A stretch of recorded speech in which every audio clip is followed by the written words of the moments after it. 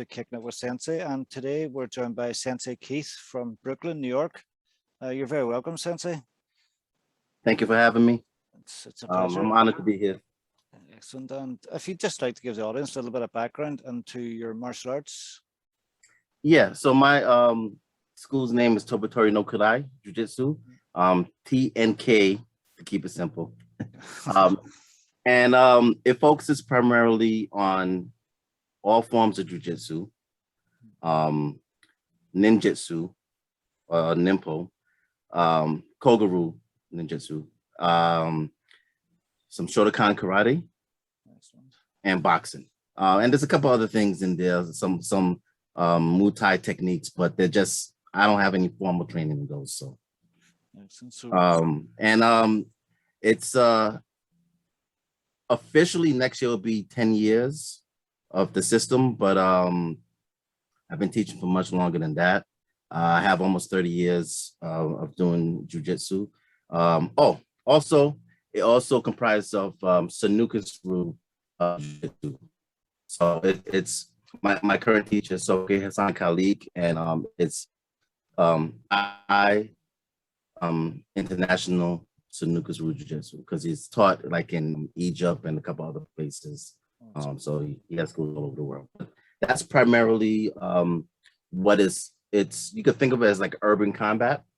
So what I do is I take the traditional teachings and I still actually teach in the old way for certain things when I'm building students up to give them a good foundation. But we basically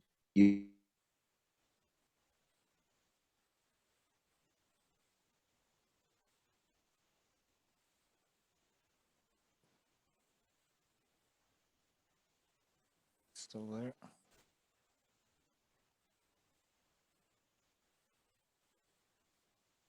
And you're back. You're on mute. Sorry about that. There we go. No problem. Yeah, so we basically take traditional techniques and put them into practical real world application. Excellent. And how did you first sort of get into the martial arts as a young man? What first drove you into that? Yeah, so the short version of that long story is ever since a kid, you know, some people just drawn to certain things. So ever since I was probably like 9 years old, 8 years old, you know, in school when they would give you like, you can order books for the book list. Yeah. I ordered a karate book and it came with a little fold out paper. You put it down and you try to follow along.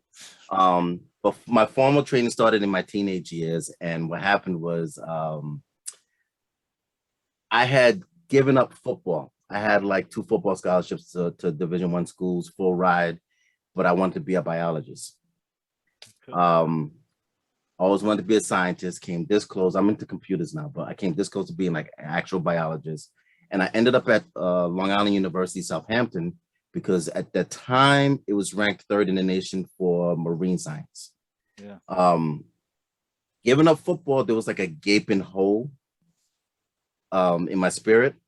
And one day I'm in the locker room and I hear that there's like a martial arts club. So I said, oh, let me check it out. And I walk in, I look in the back of the locker room. I'm early, of course, because, you know, and I don't see anybody. I look to the right, I see this little short Italian guy that reminds me of Joe Pesci. Just kind of leaning up against the wall in like in like a work suit. He was like the groundskeeper at the time. And I said, hey, you know, I hear there's a martial arts club. He's like, yeah, they'll be back there. So I go in and I start changing. 5 minutes later, he comes in and we're looking at each other. He's like, hey, how you doing? I have no idea that this is my teacher. Yeah. Right. So as he changes, I look at him putting on his gi. He's like, I'll see you in there. And you know, the rest is, as we say, is history. Unfortunately, Sensei Evans passed 2 years ago. Rest his soul. But he left basically his legacy to me to kind of continue. And I was pretty much underground in the martial arts. I wasn't really publicizing what I was doing for years. And people kept asking me, you got to put it out there. And when it came close to the end for him, I came above ground, and that's kind of how everything started. Excellent. And I know you've kind of moved onto YouTube a little bit now. I know you've just recently kind of started your channel. Yeah. What kind of motivated you to take things online and share what you know online with your audience? Well, in the early days, my approach to teaching my martial art, or my perspective of this martial art, right? Because it's not ours, right? It's nothing new is created under the sun. All we do is kind of feedback what was given to us, to others, to kind of keep that chain going. Basically, to honor my teachers is a short answer. Yeah. You know, for up until that point, I was only teaching close family and friends, or you would have to be recommended by somebody. I wasn't even charging any money. I was teaching for the love of the art. Yeah. And only recently I kind of like officially, you know, opened up the school. And by recently, I want to say that was 9 years ago. And then even then, only in the last like 4 or 5 years, I really started letting people know that this is what I do. So that's for Sensei Dr. Lenny Evans, and my teacher, Soki Hassan Khalik. If you look up any of those names, well, you can't find much about Lenny because he did a lot of government work. So you really just, he's not out there. He, in 2000, he actually trained President Bush's Secret Service and a couple other things. But, you know, he ended up getting his doctorate degree and going on to do other things before he passed. So that's kind of how it came to be that I was out there. Yeah, definitely. And the first time I came across you was actually a video with your daughter on YouTube, a very cute video. And she seems to be a very sort of knowledgeable martial artist for her age. Has she been training long? And I've trained my kids. I'm actually waiting to do one with my son, if I can pry him away from the video games long enough to do it. But I started training my kids from the time they were about 3. And they didn't know they were training. We started with the time was, so we would just be grappling. We would be watching TV and they'd want to get off the bed. And I just kind of like, get off the bed and go, you go this way. I would raise my right leg. Yeah, just get over. And they had to kind of do a pass to get over. They didn't know what they were doing. But yeah, they've been training a long time. Officially, like in the dojo, I would say probably about 7 years ago, give or take. And I have like other videos of them, like when I'm first teaching them to do rolls, and you know, they were like, I want to say maybe 6. Excellent.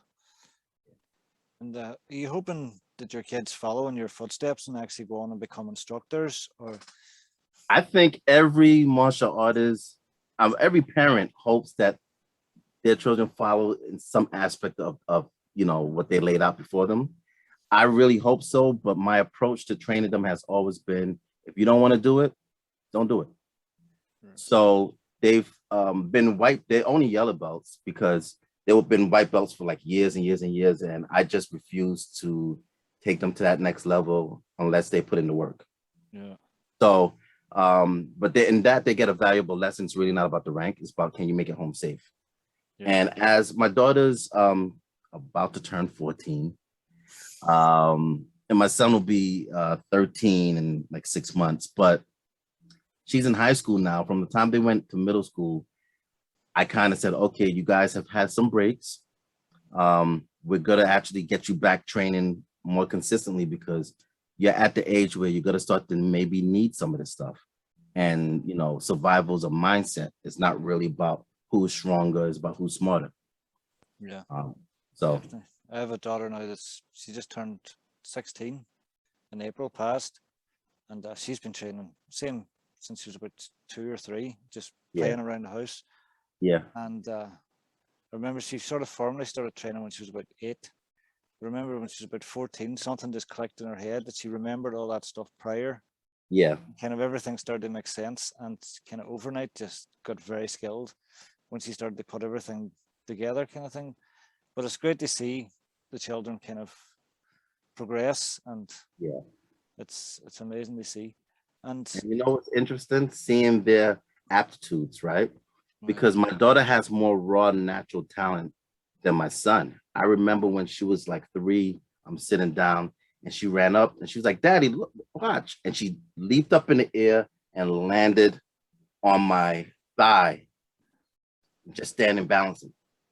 oh, And like she's been doing like the chain punches, tried to do a wrist lock. I never taught her the wrist lock. She just, and I do some energy work also.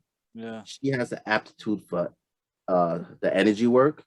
Um, but here's the interesting thing. She gravitates more towards hard style, so more the karate. My son gravitates more towards the soft style.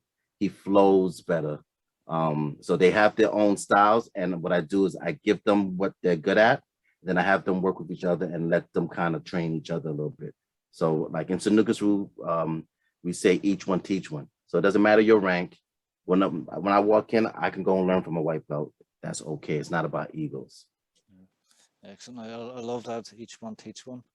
It's excellent. It's the guy that founded our system now. He's 85 this year. But I remember it was about 2 years ago we were at a tournament and I actually seen a white belt do something and was over learning. Now 70 years in martial arts and he still picked something up from a white belt child.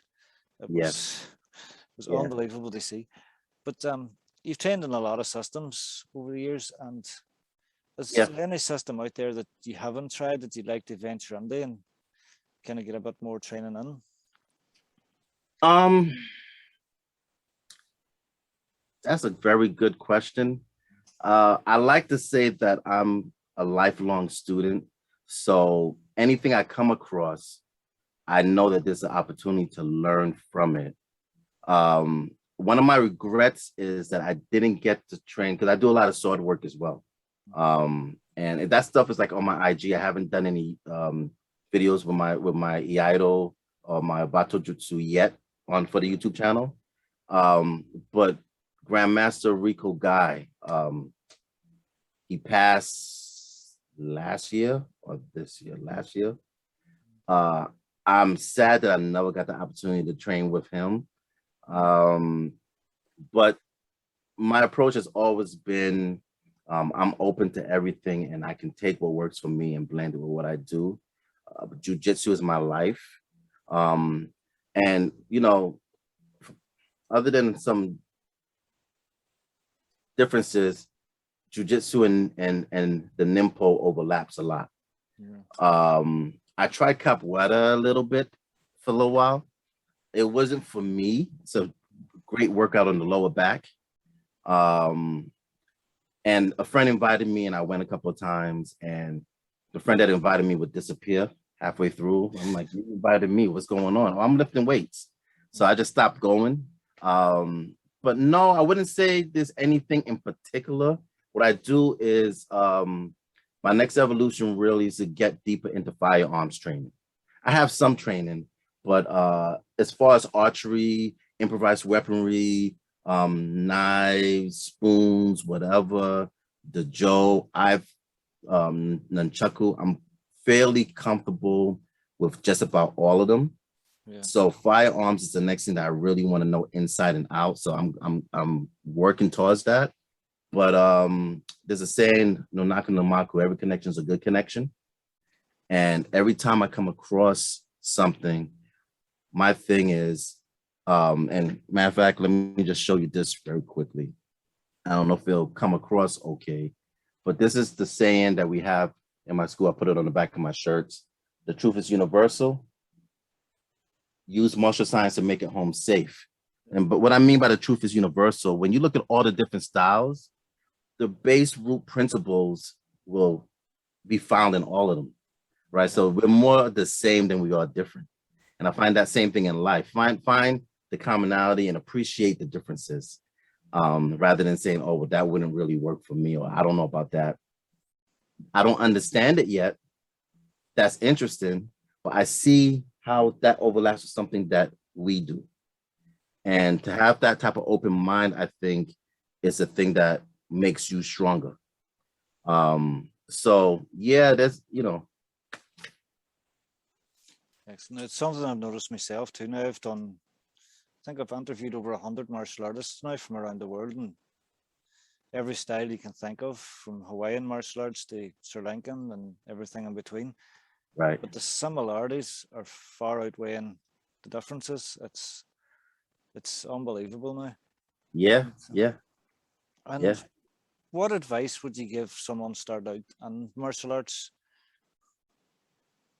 Well, the first thing the advice I would give them is figure out why you want to do it, because the why will kind of guide you in the direction you need to go. You know, do you want to do point fighting? Do you want to do sports martial arts? Is it to get in shape? Is it for self-defense? You know, why do you want to do it? Because there's nothing wrong with point fighting, right? But some people want to actually feel that contact. Yeah. Okay. There's nothing wrong with something like Aikido that teaches you that flow. I love it, right? When you can master that energy and bring the flow, that translates into everything else. But if you want to get out there and maybe compete, there's no Aikido competitions, right? Yeah. So figure out why. I mean, what you're looking for, and maybe if you don't know, pick one initial goal that you're hoping this martial art can kind of steer you and guide you towards, and that'll kind of help you pick a direction, because you can always change the direction later on. And you most likely will. I know anybody that's long term in the martial arts, usually their original goal's gone, and it's an obsession. It's just everything and anything that they can get then at that point. And I don't know if you follow the Cobra Kai TV series. Love it. In fact,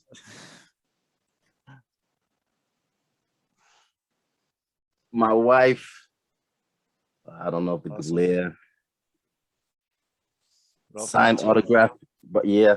Apparently, we have friends that we're friends with his goddaughter. Okay. I never knew that. It just kind of came up. I was talking about Cobra Kai, and they're like, "Oh yeah, X, Y, and Z." So that was a birthday present. So I'm gonna hang that up when I just transitioned into a new indoor space.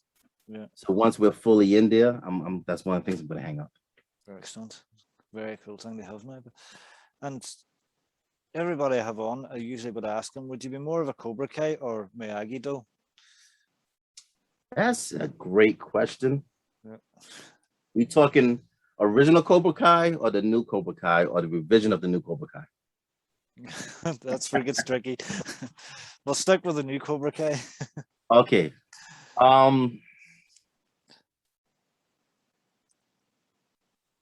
Man, honestly,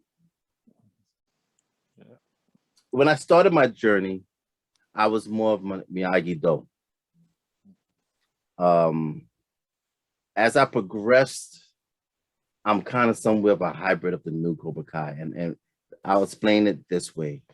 One of my best friends, I've actually gotten a little taller. I'm like 5'8" now. I was like 5'6", 150 pounds when I started, 145 pounds. My dojo brother that I trained with was like 6'4", 6'5". Probably like 175 pounds. Yeah. So like when his reach was like double my reach, and we would just go hardcore. Surprisingly, that we never ended up in the hospital. Came close a couple of times.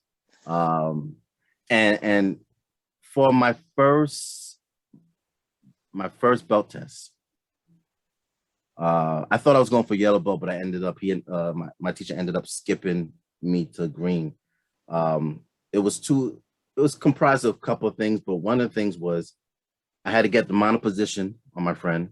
He gave me gloves and he said, punch him in the face. Make sure you make contact. Yep. But he knows my nature. My nature is a kind-hearted nature. So I kind of was like, and I'm looking at my friend and I'm like, whoa.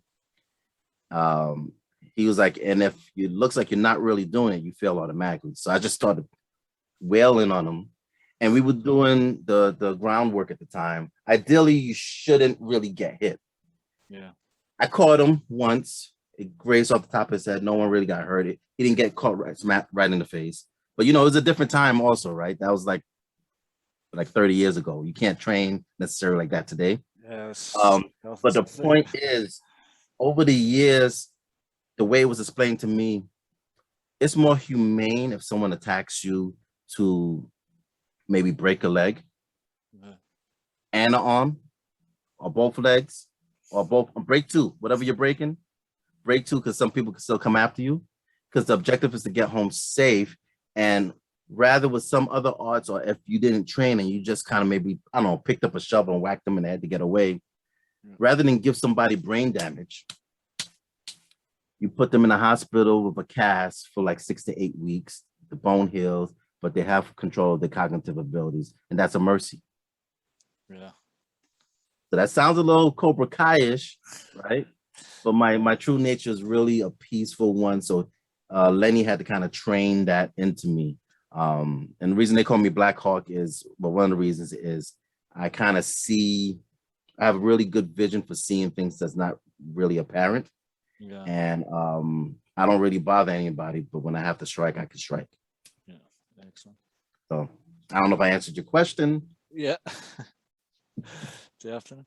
It's interesting what you were saying there about pushing yourself over that kind of threshold of aggression, and it strikes on me. Usually, when we're grading someone for blue belt, we'll put them in a position and we'll actually kind of cheer them on to kind of bite as a self-defense thing. And I've never seen anyone actually biting. There's something stops them mentally. Right. And but it's very interesting to see how someone can be pushed to that point where you really push them past their natural aggression. And I just think it's something you have to be able to cope with psychologically for self-defense. But it's what's funny too? The second part of that test was we actually got challenged by a karate school. We were kind of operating on the same property. Yeah. And it was actually my teacher's former teacher. I guess, it was karate, but he chose to really dedicate himself to jujitsu. Yeah. So second part of my test was fighting a karate black belt as a white belt in jujitsu. And it was a whole thing where they had to sit down and figure out the rules, because they didn't, back in the early 90s, no one really wanted to mess with the jujitsu like that because it was less of a known thing. So we couldn't do certain chokes. There's a lot we couldn't do, but I went into that with bruised ribs that I got like a couple of days before. So I wrapped up my ribs, lied to my teacher because he wasn't going to let me participate if he thought I was hurt. I happened to have the flu. I grabbed like a wad of tissues and stuffed it in, and I just kind of hobbled in. And, looking back on that now, all I could think of is the miracle of youth, because, back when you're younger, in your teens, it's hard to kind of, almost nothing stops you. Yeah. As you get older, nothing stops you, but it's because you trained your will to be stronger. Definitely. Excellent. And how can people find you online or get in contact with you? Okay, so there's a couple of ways. You can Google Baba Blackhawk, but my website is tnkmartialarts.com. That's T is in Tom, N is in Nancy, K is in Keith. And the other way is anyone who's looking at this video here, you can scan this QR code. It'll take you right there. And on my website, actually at the top and the bottom of my website, takes you to all my social media, my IG, my YouTube channel. And as I add more, it'll be on the website. Excellent. And I'll put all links to everything in the description there as well. And I'll pop the QR code on at the end of the video. And it was a pleasure having you on today, Sensei Keith. And thank you. And, I just want to talk to you about the shirts you see I have behind me. Yeah. This shirt is actually represents my current teacher, Soka-san Kalik, Sanuka's Rule Jiu-Jitsu International, Eye to Eye, Sanuka's Rule Jiu-Jitsu International, which Sanuka's was started by Supreme Grandmaster Dr. Moses Powell. And he's born in the US, has Beijing ancestry are from Barbados, which so do I actually. I'm American, but my family, I'm first generation American, so my family's from Barbados. And this is my uncle, mentor, longtime mentor, and best friend to my first teacher, my martial arts father, C. Joe Thomas Getlin, and his system, San Long Mui, which is three dragons, essentially. And these kind of are some of the most these two, outside of my, outside of Dr. Lenny Evans or Sensei Lenny Evans, are the most influential part of what makes my martial arts what it is. Awesome. It's great to see a sensei with such respect for their teachers. It's kind of something that's kind of unspoken these days, really, and I think it's important to always display that respect for what came before. So it was a pleasure again, Sensei, and thank you very much. Thank you for having me. I'm a big fan. I loved your interview with Sensei Ando. So thank you. All right.